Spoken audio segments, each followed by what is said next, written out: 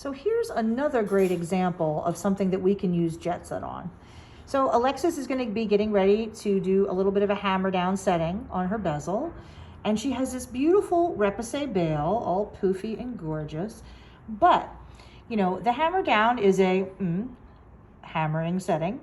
So there is always the possibility of some slippage or something. And I have to say, I really like to take the extra step of protecting stuff like this because, you know, who doesn't slip now and then? And you never want to set yourself up so that it's like, well, if everything goes perfectly, my piece will be okay. If I do anything that isn't perfect, it's gonna splat, because, you know, that's just not a very reasonable way to look at things. So I look at this and I say, this is definitely a case for Jett Sett. So I'm gonna get some Jett Sett hot, and I'm just going to basically, you know, fill the bale in and surround it with Jett Sett so that we can put it down. We can use just a wood block, honestly, although you could also set this up in a vise if you wanted to. And again, we'll be able to set and get everything just the way we want it without worrying about getting any damage to the piece. Okay, so I've got my hot Jett Sett.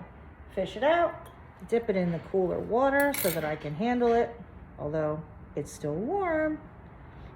I'm gonna kind of roll it and make a little snake. Press that through, hopefully. Press that through the bale. Now, let's say you're fooling around with this and you don't get the size right and it cools off and turns opaque. It's no big deal. Throw it right back in the hot water for a minute or two. It'll soften right back up. So, you know, if you're not fast enough to get it in one take, so to speak, don't worry about it. Because you see, I can always just take this now, just dip the whole thing in the hot water for a second or two, or maybe a few seconds. It'll soften up again, and you can do whatever you need to do. So don't like stress out like, it has to be done in a minute or else, you know, it's no big deal. All you do is heat it up again.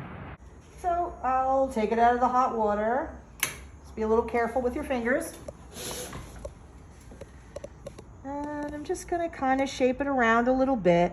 And, you know, just like I showed you before, the main thing is to make sure that the Jett Sett doesn't climb up so much that it's going to interfere with your bezel.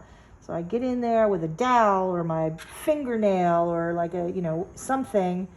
You see what I'm saying? And just make sure that I don't get a hump of it right here. Because when I go to set, and that Jett Sett gets hard as a rock. I mean, it will definitely protect it.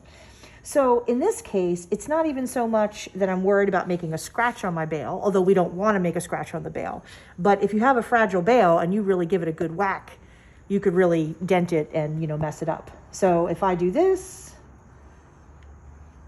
this thing is totally protected. Maybe I'll add a little bit to the other side, you know, just to make sure it's like completely surrounded and protected. But it's a little kind of like an arts and crafts project. It's a little bit fun, like playing with Play-Doh.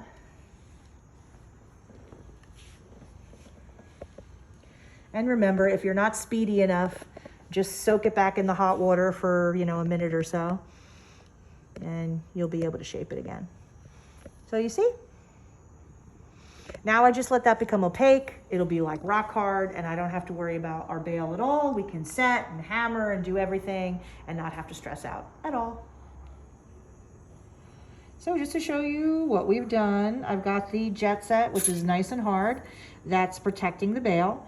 And we're gonna do a hammer down setting. So we've got the stone in there a little lower than we normally would, about 2/3 in and 1/3 out.